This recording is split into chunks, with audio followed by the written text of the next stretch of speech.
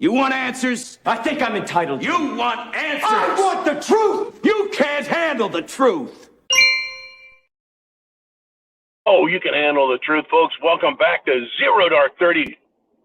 Woo! With the Prepared Mind Show. Those bright lights on my face, some asshole just trying to run into me. Gotta be awake, folks. It doesn't matter what time of day, 0 dark 30, high noon, you better be awake. Now, but wait, there's more. There is always more to this SHTF, is there not? But wait, now with even more, extra, free SHTF. You bet, folks, there's a lot of it. There's plenty to go around. Now, I'm going to start with some facts. If someone wants to dispute the facts, I invite you to dispute the facts in the comment section. Trolls, you're going to enjoy yourselves if you try fighting this one. And the anti-trolls, you're going to be like Russians mowing down Ukrainians trying to get across the border. Now, what do you mean trying to get across? What are you talking about? That's exactly what I'm talking about. Here are the facts. Now, as of recently, almost 10,000 Ukrainian soldiers, Ukrainian military, Ukrainian army, the mighty Ukes, approximately 10,000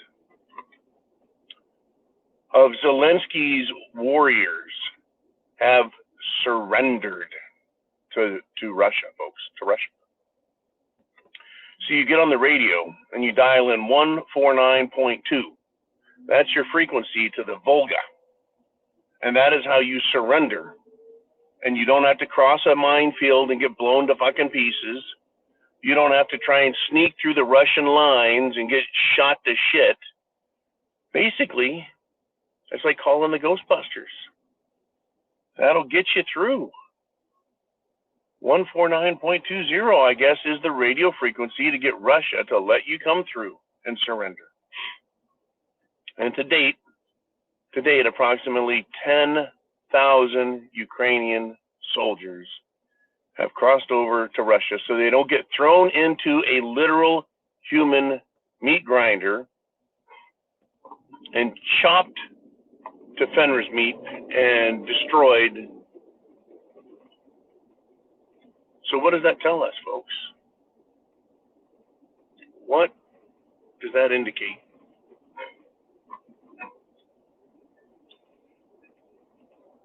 That's not quietly alluding to anything. There's no quiet allusion there.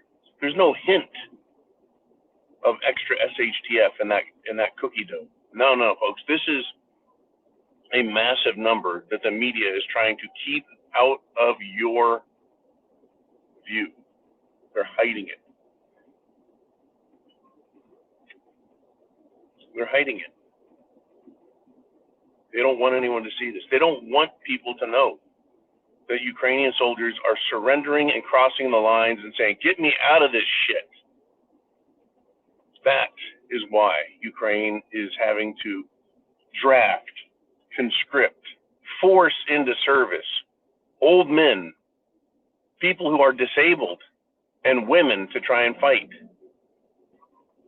This truly is a genocide, folks, of the young men, the fighting men, men of fighting age. Now, what else does this say? This is not just a rebuke of lighten the loafers, Scrappy-Doo. That's what Zelensky looks like to me. Remember Scrappy-Doo from the Scooby-Doo show? Little teeny dog with his little chest all puffed out, always talking tough. That's Zelensky. Scrappy-Doo. Mr. Light in the Loafers, Scrappy-Doo, Voldemort, the dancing puppet, the singing fairy, that guy.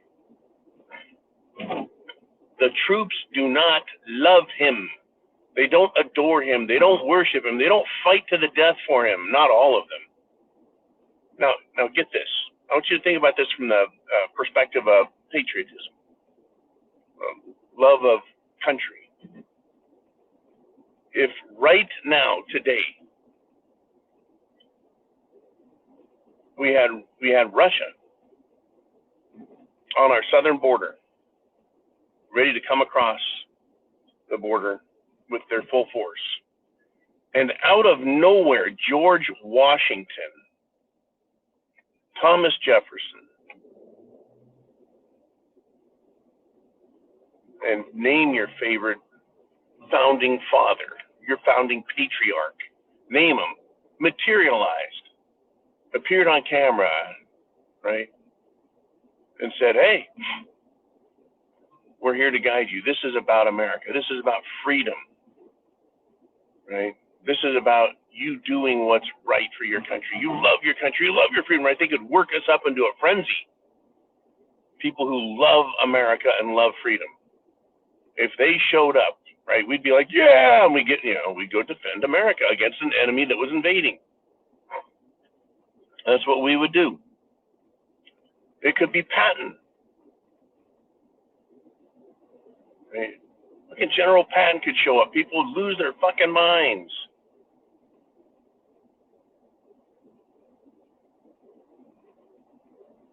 Fucking Douglas MacArthur, General MacArthur. It could be President Eisenhower could materialize and say, that's it. It's time to go, America. Let's go. Right? People would show up because they love their country and they love real leadership. You know, Ronald Reagan, the Gipper, he could come out and go, okay, guys, let's go kick those Russians in the ass and win one for the Gipper. And that would be it. We'd lose our shit and we'd go down there and kick the ever-loving fuck out of the Russians for trying to invade our country, right? Well, in Ukraine, they've got a puny LGBT midget as their so-called leader.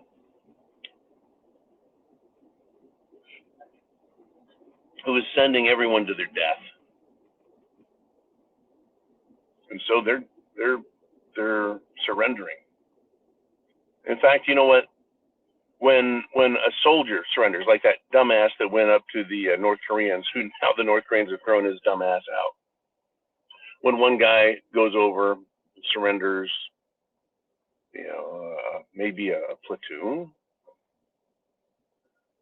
surrenders, then you've got a local problem, a small issue with leadership and quality of manpower. But when you have not 100, not 1,000, but 10,000 of your frontline combat troops crossing over, you have a defection, a serious defection. It's not that I don't think they don't love Ukraine. They hate their leadership and they hate the mission. They hate that they're being sent to their death. That's what they hate. Ukraine is not America. It is a corrupt, filthy country that has been sold out. The people have been sold out. The country's been sold out. People like Biden and everyone else who wants to defend Ukraine, they're not there to defend the people and the culture and the land. They're there to defend their resources, their money, and the investments they have made. We call them investments, what they've stolen from those people. That's what they want defended, folks. They couldn't give two squirts of piss about the Ukrainian people. Because look how they treat them. They literally treat them like cannon fodder. Food for the cannons, cannon fodder. They're there to die. That's what government thinks, folks, of its people, by the way. You're here to live if the country's in good shape, and you're here to die if the country wants you to. That's what they think of people, of us. They aren't patriotic leaders to say we all fight for freedom and liberty for ourselves and our country. They're there to say you're fighting for us to defend our right to rule you and benefit and profit off of you. The SHTF, folks, I wanted to conclude with that thought. This is how Ukrainian leadership and NATO and the United States government in D.C. are treating the Ukrainian men. What do you think they're going to do with the remaining women and children that are left? Oh, yeah, I'm sure there's a program for them, right?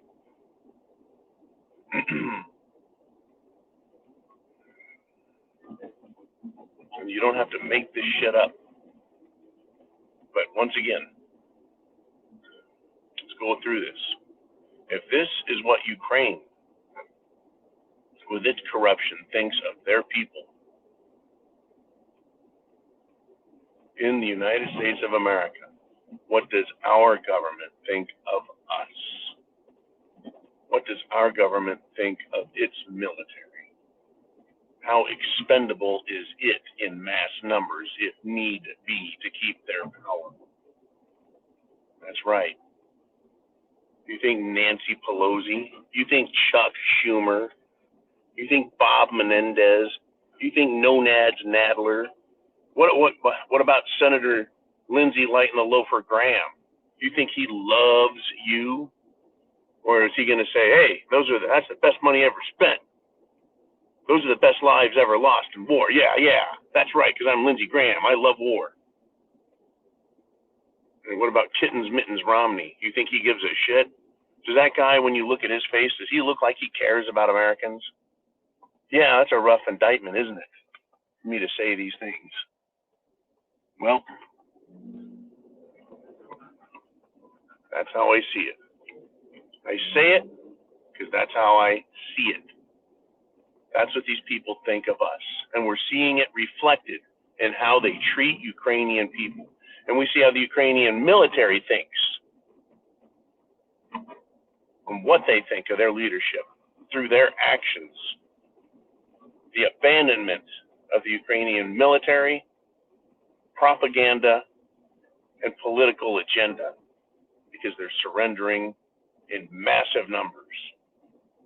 Hey, it could happen right here, couldn't it? Come to think of it. Now with additional SHTF. Enjoy. More SHTF packs than ever. Chance favors the prepared mind is yours. Godspeed.